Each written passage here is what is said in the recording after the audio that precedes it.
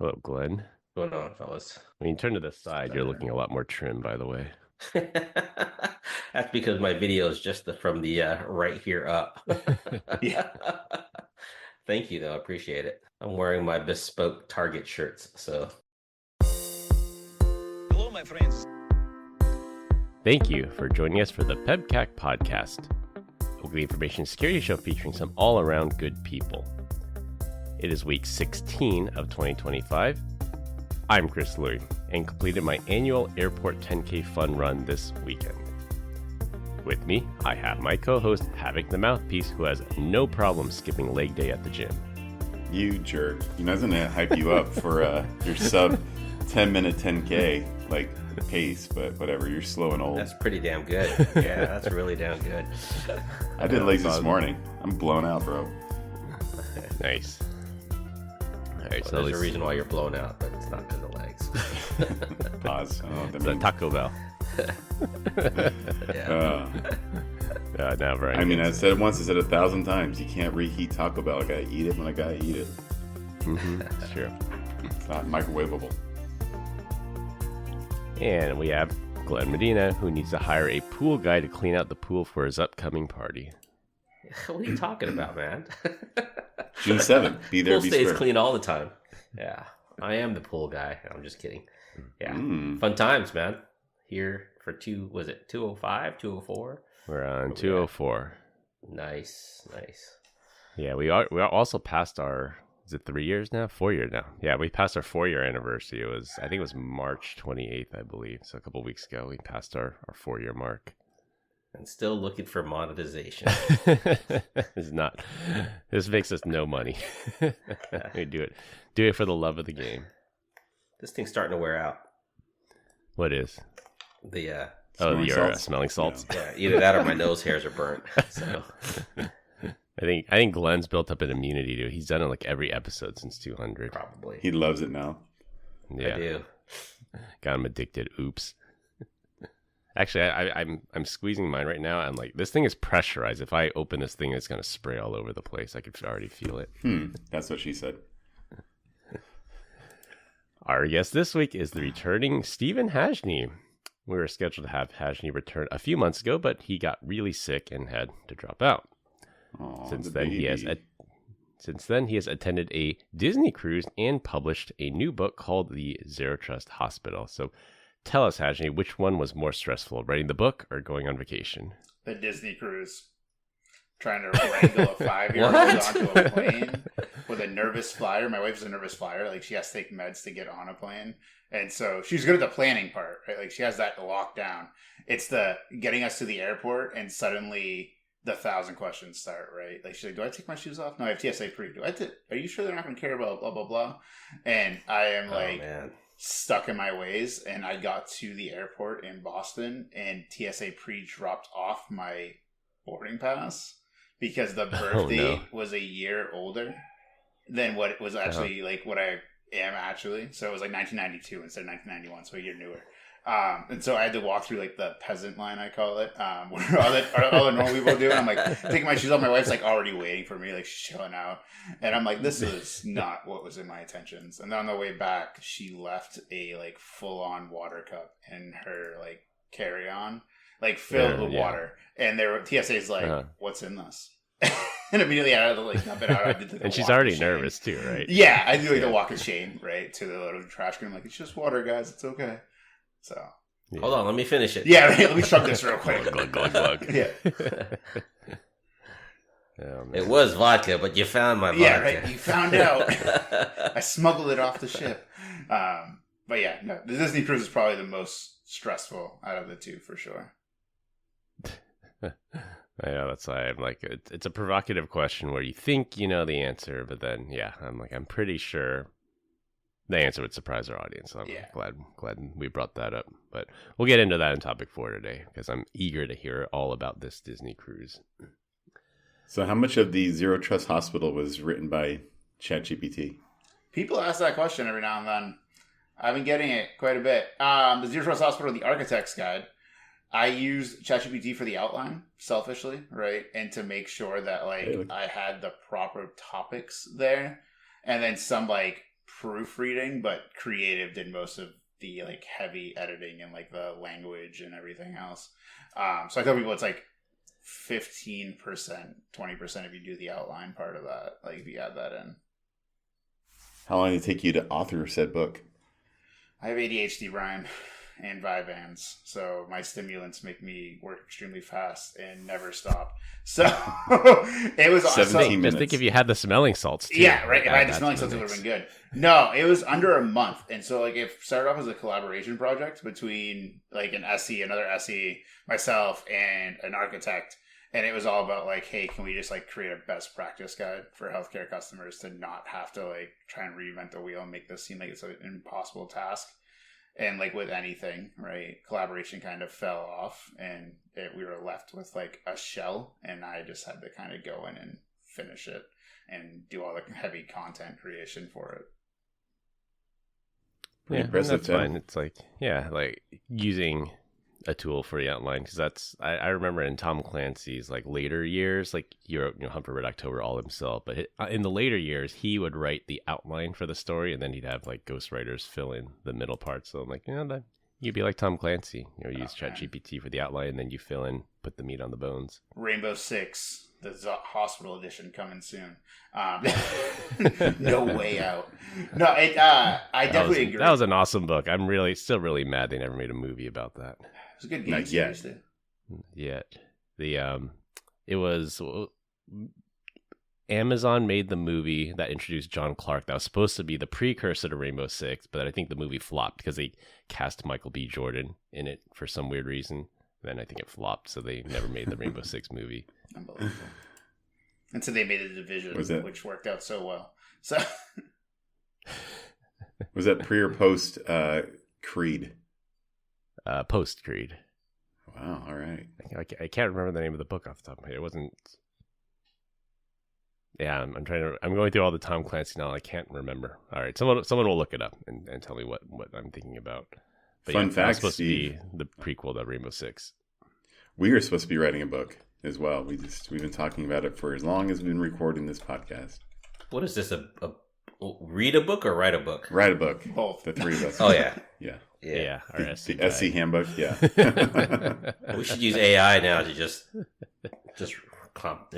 make it right. So the issue with AI is it's too vague. Like that's like honestly, like I tried cheating the system, just like doing like nonfiction stuff with AI, and it is way too vague with like what it does. You're like, hey, give me a perfect analysis on blah blah blah, and it's like, I don't know, bro. Sounds like it could be a problem. Like, it's just like, it doesn't really give you a lot of detail, which is kind of the challenge with AI. And like, and then it doesn't give you the right answer. Like, there's a bunch of hallucinations, right? It's like, that's not it at all. Yeah. All right. The Tom Clancy movie I'm thinking of is Without Remorse. That was supposed to be the prequel for Rainbow Six. I'm glad you solved that one, Chris. Good job. I know. That one was like killing me because like I know most of the Tom Clancy books, but I couldn't remember the name of the one. But anyway, back on topic. Combined, we have decades of information security experience here, not just to educate, but to entertain. We've got 4 awesome stories this week, so sit back, relax, and enjoy the show. This week, we're going to be talking about mandatory AI. We revisit an old topic to get Hashi's take. For our third topic, the North Koreans are back, and close with Disney cruise talk. For our first topic, the CEO of Shopify, Tobias Lütke, sent an internal memo to all employees stating that the use of AI within Shopify will now be mandatory. Did you do that in a Signal group chat? It got leaked though. In a now public memo, the CEO outlines 5 principles of AI usage within Shopify, making them the highest profile company that is embracing the new tech trend and no longer making it optional. A couple of the key points in the AI usage: everyone from the intern up to the CEO is expected to use and embrace AI.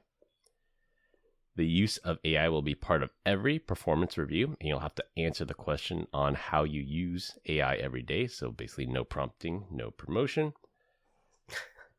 This one was interesting to me. Before any new headcount is approved for hiring, the hiring manager must prove that the job cannot be done with AI. Must be able to get my coffee. Cannot be AI. Optimus Robot, man. It's Optimus Robot.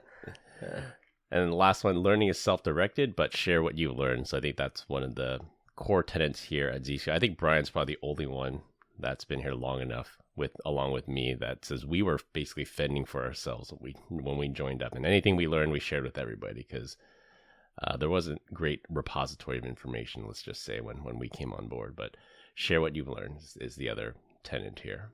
So beginning of the end for Shopify, maybe, right? Or the end of the beginning. I have no idea. What do you think's going to happen with them? They'll become too big to fail. To be honest, I mean, my wife They're uses gonna turn the whole thing into AI. Yeah, will only be two people working there: the CEO and the guy janitor. who makes the AI bots. Who makes the AI. I mean, I think there's some merit though, as long as it's a private model, right? Like I run into this now, even internally at Zscaler, where somebody knows the information but hasn't disseminated it out in like a guide somewhere. And so, like, if you are using AI to say, "Hey, how do I use APIs to do blah blah blah," right? I could see that being useful for somebody who's new, who's like, "Hey, how do I use APIs for blah blah blah?" And then it's like, "Oh, hey, we know what the deal is." So I feel like there's some merit to using it for certain things, like we were talking about earlier, right? With my book, like the outline, like it is daunting sometimes to even do like business professional emails, to like do a stream of consciousness for thoughts and go, "Hey, write me a business justification for insert thing here that I just gave you 30 bullet points on," and kind of disseminate that into more professional language. That I find that could be useful too, right? When you're thinking about it from a internal stakeholder perspective. Yeah, I would think it'd also be useful for people like you mentioned ADHD, where things come out and it's like, okay, I just wrote 12 pages. Like, can I condense this down? And then the use of AI tools will help like summarize it and organize it and put it in a logical order. So I mean, I think all those tools will be helpful and help productivity. I just downloaded a stream of consciousness. Can you sort it for me and make it relevant? I mean, I did that for D&D at one point, right? I used to play Dungeons & Dragons on Sundays, and I was using Zoom's AI summary. Bad idea, by the way, for a group of like 20 to 30-year-old men doing Dungeons & Dragons on a Sunday unfiltered and having AI read that and spit out what they heard. But it was like, hey, can you now condense this and put this into like a recap so that we can like post it and have it as like our notes without having to go through the entire session. But yeah, it can get bad also pretty fast, depending on topics. It's like AI next steps, like Steven to schedule date with so-and-so's mother. Yeah, right, exactly. Everyone's rewinding the episode to go back. They're like, didn't Steven say he had a 5-year-old? There's no way he's still not a virgin playing Dungeons and Dragons. They're doing the math like, how does that work? So if you do... Well, I could be, though. Doing the calculus in their head. Because she was born through IVF, Brian. So, in theory... Ooh, I'm glad I brought that up. It could be... conception. It could be a thing. Like, you never know.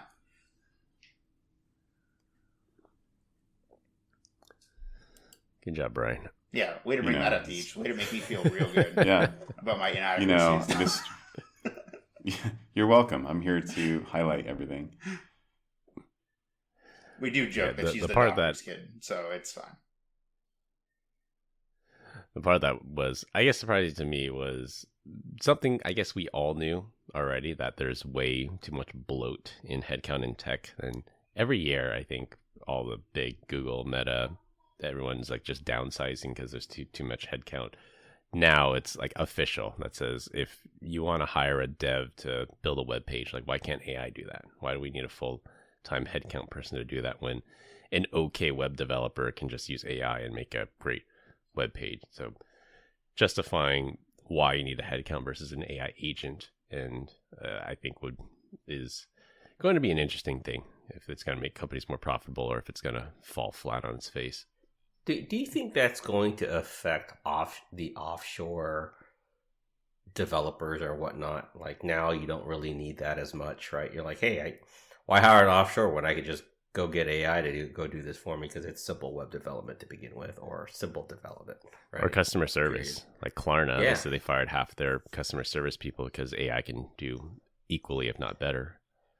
Yeah, It's just not there yet. I ran my Ubiquity config through there because I was having an issue, and all it did was make it worse. Like, it was just I was like, man, come on, guys. It's not, like, I'm just arguing with generative AI. I'm like, no, you don't understand. When I do this, it breaks everything.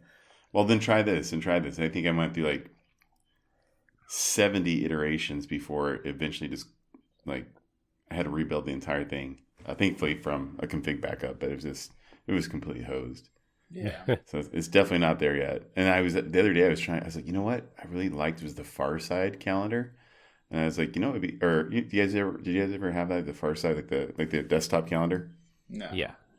Gary something. I can't remember the author's name off the top of my By the head. way, you can't find his stuff. Well, this was years ago, but supposedly he never wanted his stuff to be online. So anything that's there is like someone scanned it in and put it on the internet. Like, he just wanted it to be like a physical copy, period. Like, he never wanted digital.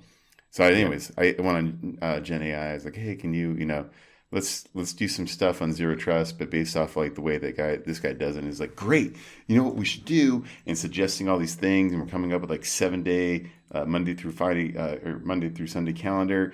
And I was like, yeah, this is great topics, man. I was like, now create the image. And he's like, sorry, I can't do that. It violates our copyright protection. I'm like, damn you, dude. Like, why'd you get me all hyped up? You got all excited. No payoff. Yeah. I was like, oh, that's fine. You don't have to like copy the guy. He's like, okay, I'll try it again. He's like, oh, I can't do that. I'm like, what can you do? I don't even understand at this point. And it put together the worst illustrations. I'll have to share it with you guys. It was horrible. I guess the thing, I don't know if it's like completely there yet because of some of that stuff and some of the hallucination stuff. I've had something similar to Deech with like the Ubiquity stuff, but I was like doing stuff for coding, and I was like, hey, write me a script that does blah de blah, and then I was like, oh no, I got an error code, and it was like, oh, that means that it should be written this way. And I'm like, well, why didn't you do that to begin with then?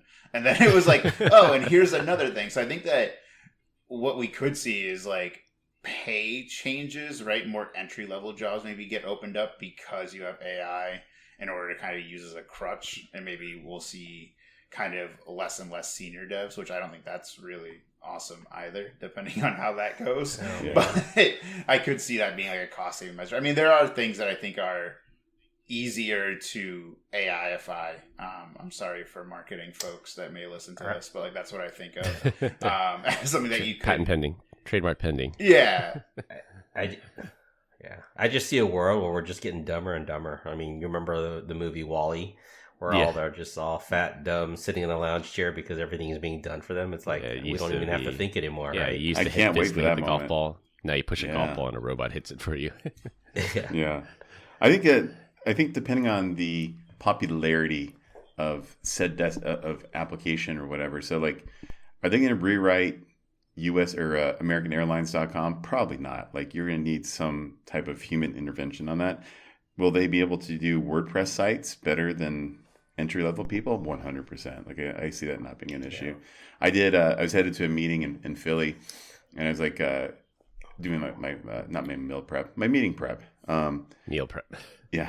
And I was going through like the RFP. I'm like, the responses that we wrote, I'm like, what the F, dude? I'm like, I am 100% sure this is all it's all Gen AI. And like, these youngsters don't know what it was like. When me and Chris joined, it was like, if you're the new guy, guess who's doing every RFP known the man until the next new person starts. Like, I remember, right.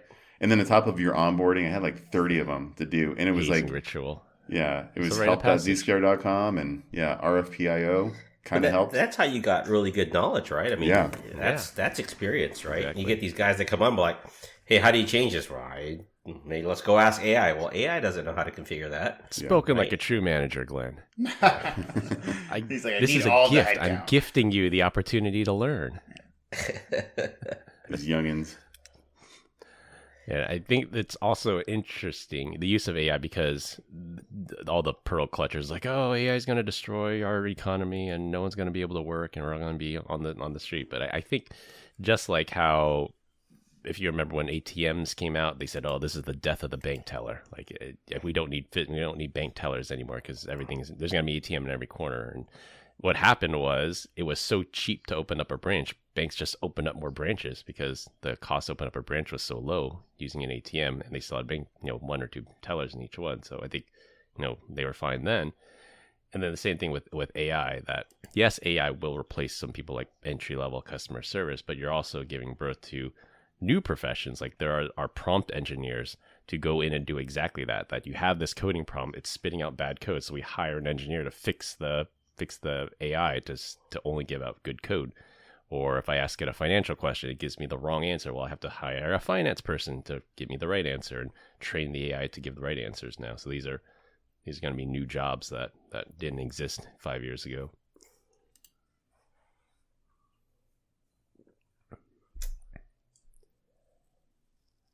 I do argue with Gen AI all the time. I think I told you about the whole passphrase thing.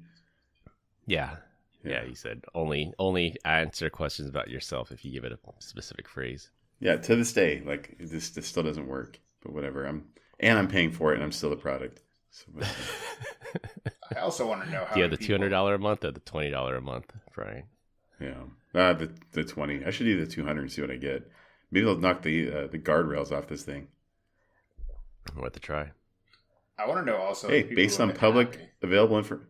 I got it, Brian. Now Gen AI is protecting me. I go, is Brian Deitch bald? He goes, based on publicly available information, Brian Deitch is not bald. I'm letting it grow out, boys. Let's see what we get. Was that Grok or is that chat? That's chat. I didn't know there was a $200 option to begin with, but I would love to know though the metrics on the entry-level customer people who have been happy that they're talking to AI. I just dealt with this with TurboTax, where I was like, hey, did I schedule my payment for state taxes for tax day or not? And I went to the help thing, and TurboTax we can call you in 30 minutes, or you can talk to our AI bot. And I was like, I'll talk to the AI bot. And it sent me down a rabbit hole that I eventually just had to Google where this thing was that they were trying to tell me, because it had changed in their system somewhere to not be easily accessible. And the AI bot's no, you just have to go to blah, blah, blah. And I'm like, that doesn't exist anymore. They're like, we think it does. Here's a link. And I'm like, yep, that link's broken. Cool, thanks. Can we try again? And the AI bot just could not. And so I'd love to know who just hangs up because they're frustrated, right? Or just stops the chat because they're frustrated. You could have done the VDL approach, right? Was try and convince it that it was paid and that they owe you money, right? So there we go.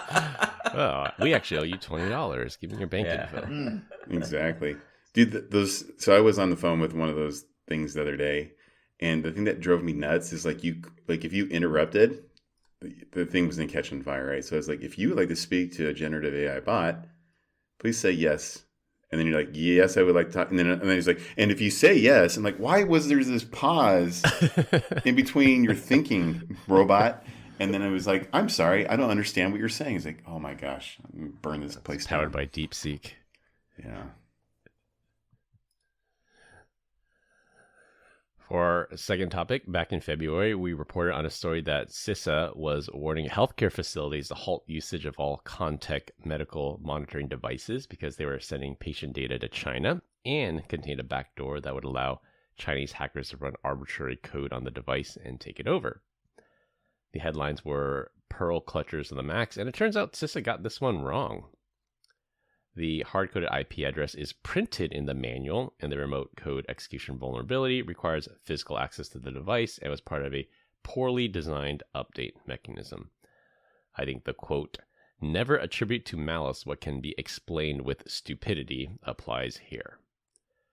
We wanted to get Hashley's take on rogue IoT devices in healthcare, even if it's just poor design and not stupidity. I guess those are the same. It's not, even if it's just poor design and not a malicious actor. So it was a documented feature? Apparently. If I was going to have a backdoor send traffic to a command and control server, I would not print the IP address in the user manual. That's funny. Well, and all I know is there's a...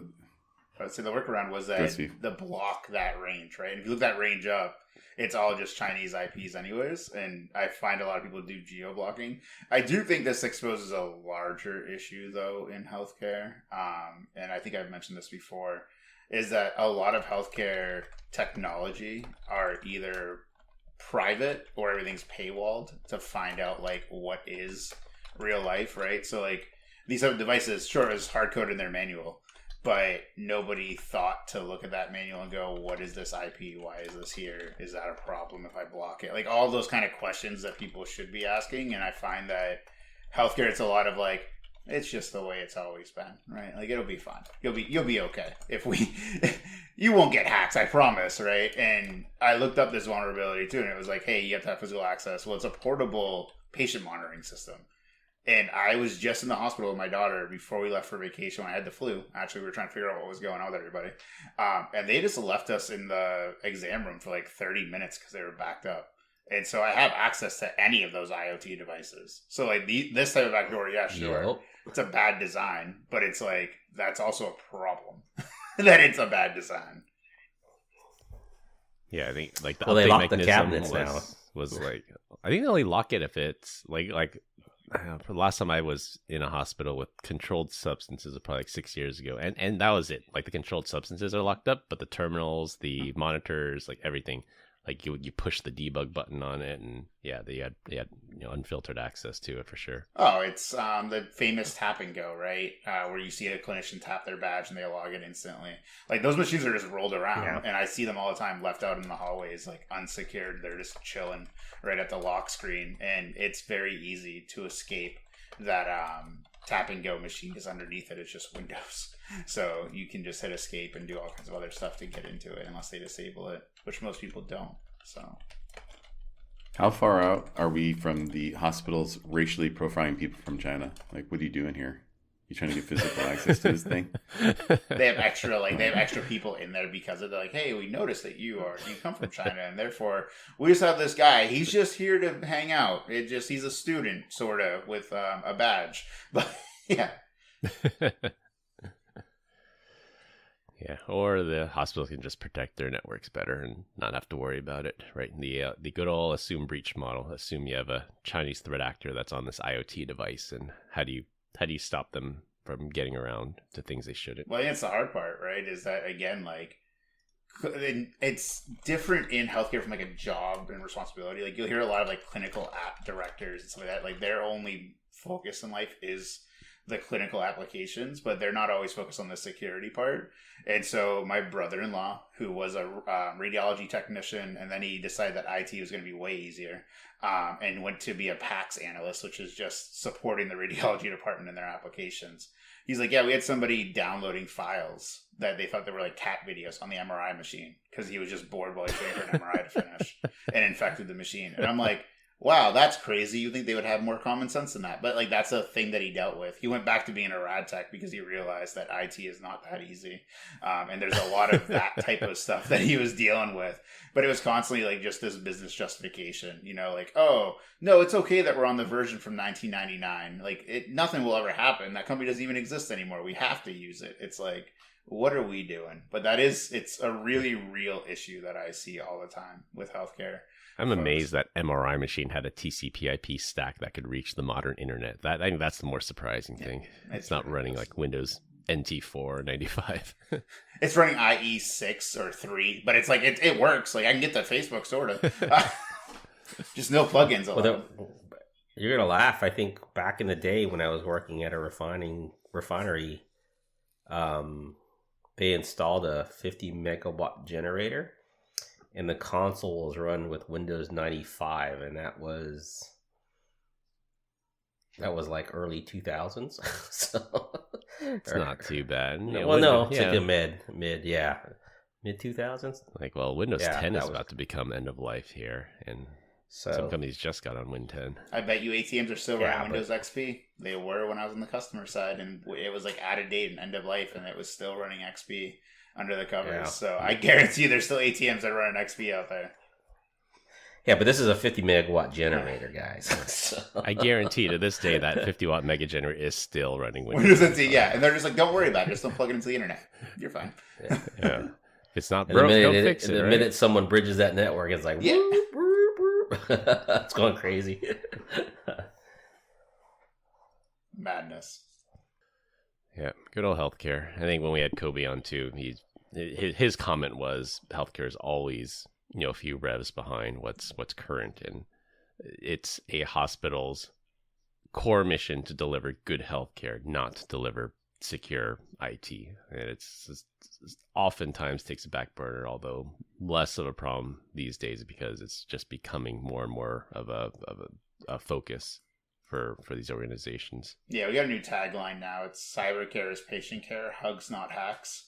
That we printed on like teddy bears to give out at Hims and Vive. Nice. With the Zscaler logo. Yeah, it was super cool, but it's just like, it is a thing that you hear a lot of where security is kind of becoming the center point because healthcare customers are getting breached. But there's still, I mean, I've had customers tell me like, hey, every dollar I give to security, though, is a dollar I can't spend on like insert this research that could save a critical illness. And I'm also like, well, if you get breached, you also can't save that critical illness either. And so like there is some level of that. Like it's not just, hey, I'm here to sell you stuff, but also like this is a bad thing that is impacting you or could impact you and do catastrophic things if you don't take care of it. It's like your entire core mission is a ounce of prevention is worth a pound of cure. Like why can't you just apply that to IT terms?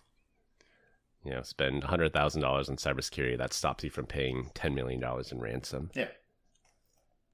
But, I'm always annoyed by that statement because I've heard that before. I'm like, come on, guys, like let's be real for a second. You've been trying to solve cancer forever. My product or service is not stopping this. I don't want to hear your nonsense. Or am I just being rude? No, you're just being rude. It's a mixture of both. I would say, right? It's always the like it's that bedside manner situation, on like how your bedside manners teach. But no, it is. I do tell folks kind of something similar. Like it is what it is. I also will try to pivot to say, hey, look, like, yeah, sure, you may not spend that money here, but like, what else may this empower you to do? You know, oh, now you can do AI in the exam rooms because that's the hot new like newness, right? Is that they're gonna put microphones in all the exam rooms to do AI automated patient notes. And that's like... Well, they do that for translation now too, right? So like language translations, they just bring an iPad in or a phone and translate. So I was just having a discussion with this with my wife. Yeah. So I did go to the doctors the other day and I had to like hold an iPad. I'm like, I miss the old pen and paper because some of the people in the room look disgusting, to be honest with you. Like they haven't washed their hands in a long time. It just, and I don't think they're wiping off the thing, like the iPad. I'm just like, this is just, that's gross. I'm gonna get sick. That's gross. Yeah. Wait till we get to the cruise. Says the guy that got COVID like 10 times. Well, that's don't be jealous. Don't be jealous. Touching all those dirty iPads, Glenn. All of a sudden, now he's afraid of germs. Not necessarily that. It was just like, probably germs. It was the type of place I was at that kind of weirded me out. So, For their topic, the trend of accidentally hiring North Korean hackers continues and is becoming more of a problem in Europe now. There was an article recently that said one tactic to weed out these potential North Korean hackers and spies is to have them, as a part of the interview process, say something negative about Kim Jong-un, the North Korean supreme leader.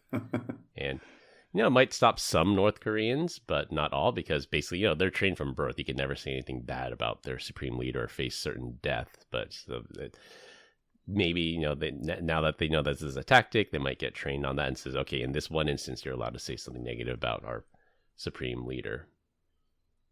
Another interviewer from a different company said they were interviewing a candidate who was claiming to be based out of Dallas, Texas. And the interviewer asked the candidate if they were excited that the Dallas Cowboys made it to the Super Bowl. And the candidate's like, yeah, I'm really excited and can't wait to see them play. But anyone in America knows that the Cowboys have not made it into the Super Bowl this entire millennium. So that was a dead giveaway. This was a North Korean impersonator. Go Cowboys! So my question to you, what are some unique questions you would ask to potentially weed out North Korean spies? What's the capital of Texas? You'd also weed me out too, Glenn. I know. I was about to say, I'm like 80% of the people that have gone through the American education system could not tell you the capital. If it's your home state, though.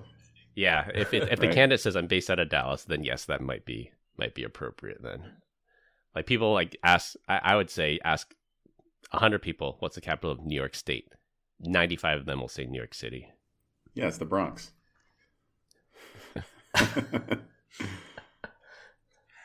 I want you to say Lululemon. And I think that it's like you can't ask academic questions like that, like, you know, the capital of this, the capital of that. It has to be like cultural things, I would say. Like there was, I remember for a candidate that was claimed they were in Paris, they would say, what subway stop do you, like you worked at X location, what was your subway stop to get off? And because if you had actually worked there, you would get off on this stop every single day, and the candidate couldn't answer that. So that was an obvious giveaway that this person was not who they say they were. What's your go-to order at Waffle House? Only if you're in the South. Waffles. Well, no, it's in Arizona too. Yes. Yes. There's always a good fight in there, that's for sure. A lot of good videos come out from that, for sure, on World Star. I don't even know what you could ask that would be not like against some kind of HR thing. That would be a good. Yeah. Yeah. Like, show me your IP address. Star. Like, they're on a VPN. Like, I don't, like, what do you, like, because I have to imagine that there's some limitations if they're literally in North Korea to getting access to anything, right? So, like, yeah. Yeah, and then they do things like that. They use a VPN to make it look like they're coming from where they're supposedly coming from. What's worse, the IRS or TSA? Oh, that's a good one, actually, because every adult age working American has probably dealt with both. Or Comcast Internet. You had to pick one. I guess, like, you could do the Supreme Leader thing. I think that might be the way to do it. But I just, again, like, what is the HR implications of asking that question, too? If you do, like... Is it us or is it HR that's asking that, though, right? I mean... It's the interviewer that... as a way to weed out these potential spies. And I mean, I would say things you would think people would know. I clearly remember that. I know as a political science major in college, we had to do these surveys, or I took a class where I had to survey people. So college-aged Americans, 18 to 21, some a little bit older. And we did these surveys, like it was during the 2004 presidential election. Like we literally said, who are the two people running for president in 2004? You'd be surprised how many people got this question wrong. Like college-aged people in America, like they couldn't answer that. Yeah, but they're not smarter than a fifth grader, though, right? I mean, clearly, you've seen that where they're YouTube, some guys going out there and he's asking some simple questions like capital of Texas. You know, where is, name a state that begins with the letter T, and they can't even figure that stuff out. It just shows that we have two things. Either we have utter failure in our education program, or we have some pretty dumb kids, right? So it's utter failure. I thought St. Louis, Missouri was on the ocean, and I just found that out, and I'm 46. So, is the Earth round or gosh. flat? Like, what do you? Like, there's some crazy things that you would get back. That's why I think it would be really hard. And like when I say the HR stuff, it's more of like interviewing like practices, like what you're allowed to ask and what you're not allowed to ask. Like I could see that becoming an issue. What size are your pants? Yeah. How do you feel the current state of politics today? Like I can imagine that getting real weird real fast, and then like, oh no, they said the Supreme Leader is really awesome actually, but that could just be their opinion, Yeah, you can be like, tell me a joke about North Korea and South Korea. Yeah. Who won? Are you a red pill or a blue pill kind of guy? He's like, not red pill, but I took the whole bottle. I'm like, whoa, we're not supposed to do that. Calm down, dude. Is it possible to hit 18 holes in ones in a game of golf? Yeah, that'd be a good one. That's a joke, right? They said Kim Jong-un once played around a golf and hit 18 holes in one. So does that mean his score is an 18? Yeah. On a par 72? Wow. Unless you're playing putt-putt. Best golf player of all time. Tiger Woods or Rory McIlroy. I've never heard of Rory McIlroy. I've heard of T. Woods, though. He just won the Masters. Oh, I don't watch Rory. Masters. Is it Rory? Rory McIlroy, yeah. Is he good? He's good. He won the Masters. I mean, he won the Masters, yes. Like, I don't know. Someone wins every year. Doesn't mean they're always awesome, though. Sounds just had a good day. True. Yeah. Tiger It's Woods not kind of the fell off top that one. golf tournament Be good. of the year. Be good for 20 years and then get back to me. Yeah. Unless you're LeBron, then you're just fake. Yeah, but pop culture things I think would be, because actually, so going back to that survey I did when I was in college, it was a comparison of do you know more about pop culture, the current state of like current events, and by far and away the college students knew way more about pop culture. Well, I was going to say, would that be the best way to go? Because their information is very limited, right, in what they have. So, like, asking some pop culture stuff. Like the Cowboys thing, like, I don't do sports ball. So I probably wouldn't have known that they've never made it to the Super Bowl. But I could see kind of that being a way to get somebody, is asking them some pop culture stuff that they would have no idea. Because there is culture differences, clearly, between North Korea and other countries, that they're not going to have access to the same information. Yeah, but if you got the question, that would be an appropriate answer. I don't follow sports ball. Right. Give me another question. But this person's like vehemently like, yeah, go Cowboys. So of course they gave the wrong answer. Can you imagine that? Do you guys remember watching Ender's Game? Is it Ender's Game? No, it's is it Endgame? The Marvel one? No. This is the video game movie. Ready Player One? Ready Player One. Yep. When they were all going through that last section, and the IOI guys were like brute forcing the last oh yeah, the game. Yeah. The last part of the game. They're all getting in line and trying to find the hidden room. As they were trying to get in there, they were trying to play a game, and they kept falling through a trap door to get in, to get kicked out of the game. And could you imagine the North Korean interviewees as they're coming through? It's like, oh, you did not pass. You're done.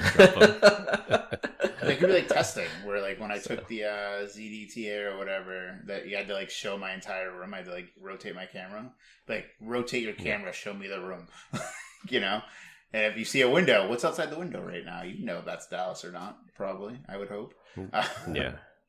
And that's the thing, like when they use like AI filters and AI masks, like they tell you to put your hand in front of your face and go slowly and turn, and you could like easily.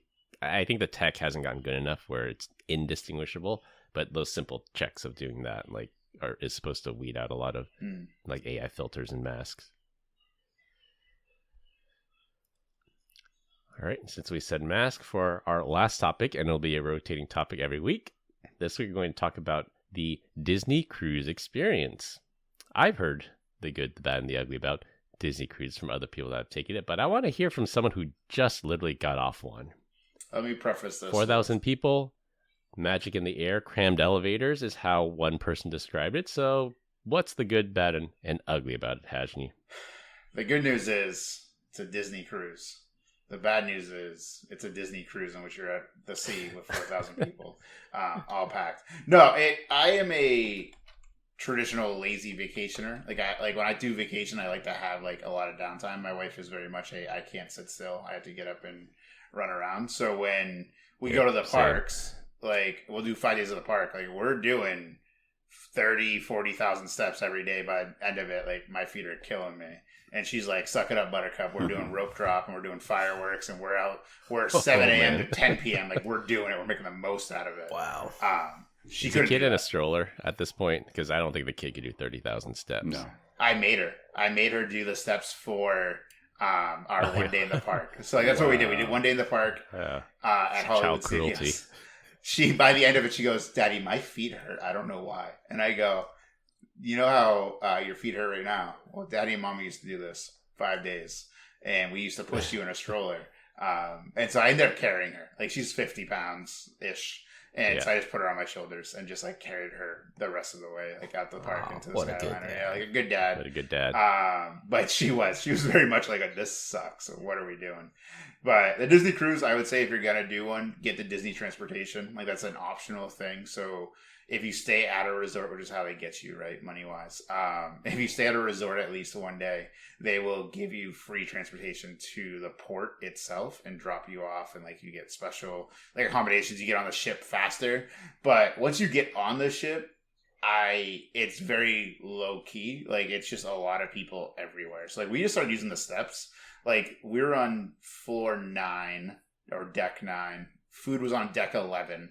And then like other restaurants were on like deck 3. And we would just walk down because it was literally 10 steps per deck. So it was like just walk down the steps and then go back up the steps. Or we'd get in the elevator and go like down and then up because it was just crazy when everybody was at sea. But overall, it was a good time.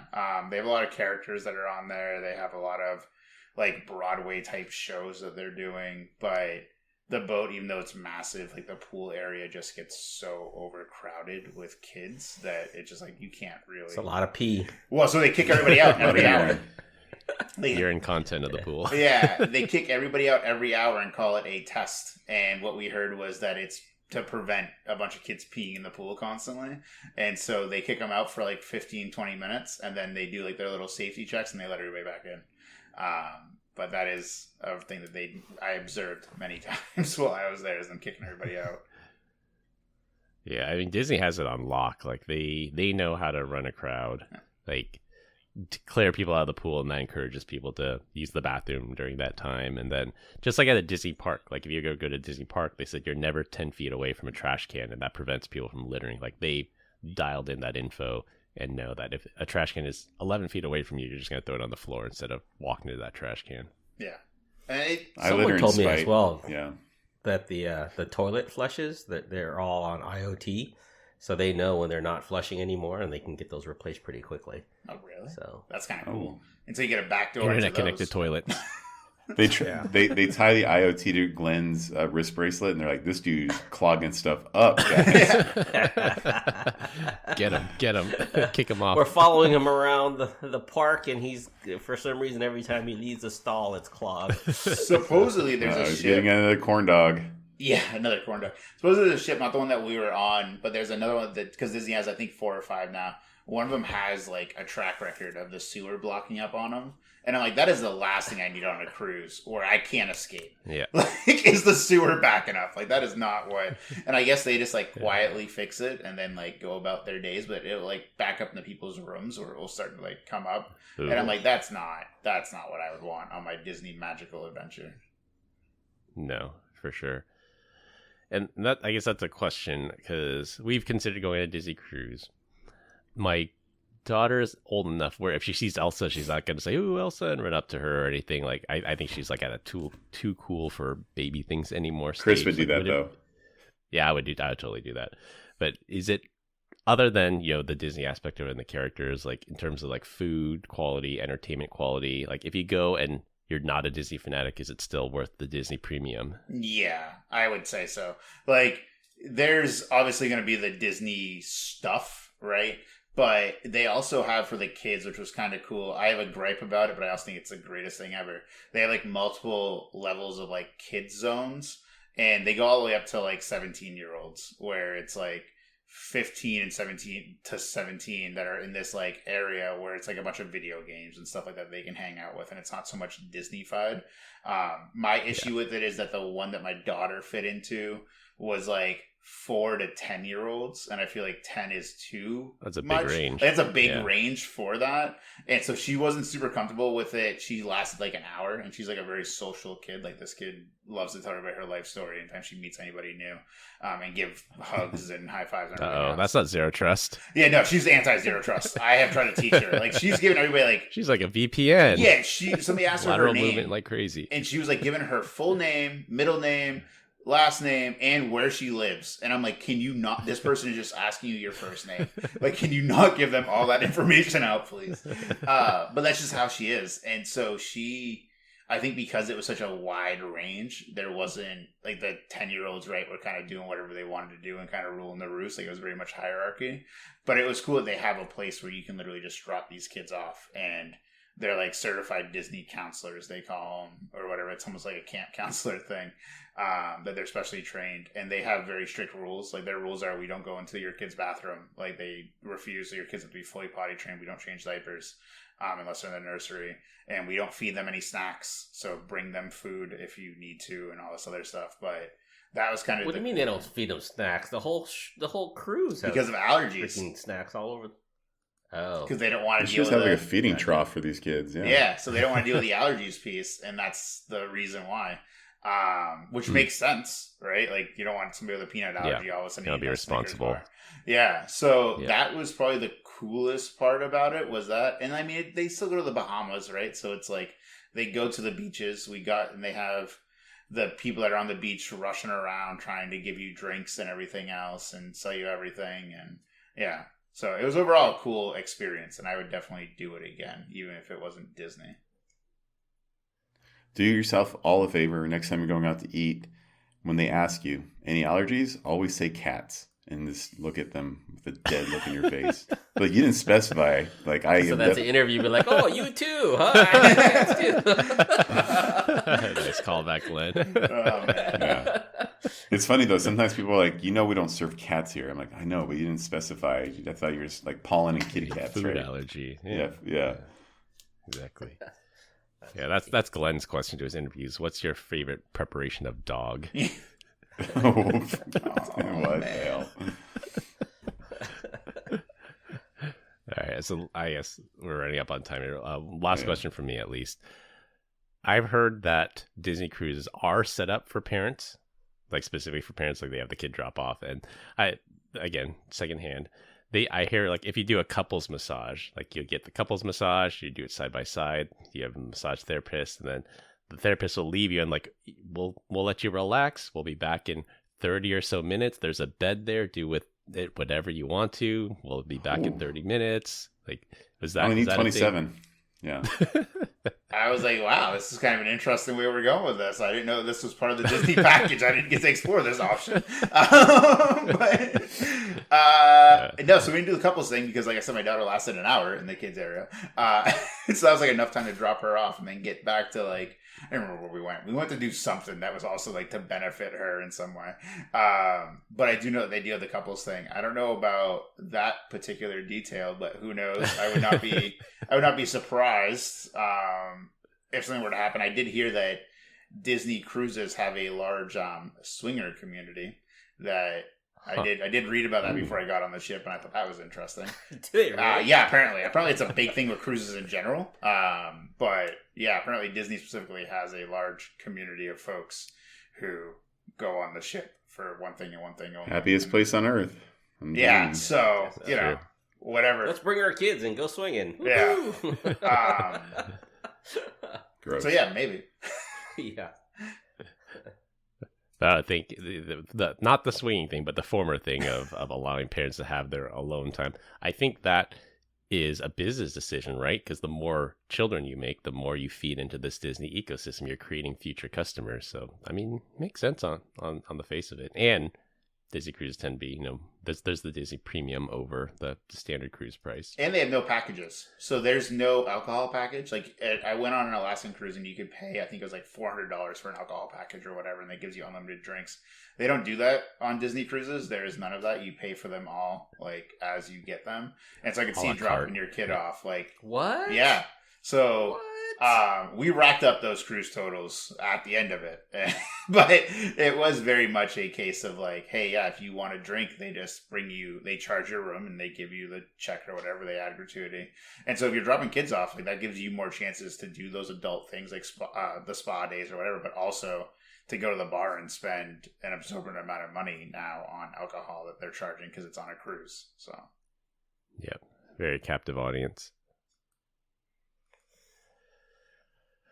All right. Well, one of the other ones of us will have to go and we'll have to report back. I think Glenn sees a Disney cruise for the family in his future. I like it. No such thing. You should, Glenn. No such thing. Do it, Chris. Maybe Chris. Chris for sure. Yeah, we'll see. Daddy Warbucks over here. Daddy Warbucks. Oh, we continue to get great comments about our dad joke of the week. Dad joke of the week. This week we have our dad joke master, Stephen Hadgeny, is up. Oh, man. Yeah, so on my way home from the airport, I passed by the new Doritos farm. It was a really cool ranch. There you go. There we go. Like that's a joke you should tell the North Korean interview candidates. Like, all right, explain the joke now. The genie for Aladdin, the Broadway show, was hilarious and breaking the fourth wall a lot. But his whole thing was like, we did petition Taco Bell for Deech's sake to bring back Cool Ranch Dorito tacos. And like that was like his bit every time. He's like, you have 3 wishes. And he's like, the third wish could be to bring back Doritos Cool Ranch tacos. Cool Ranch, yeah. I just want the double decker taco back. Do you think a North Korean guy could get the joke ransomware?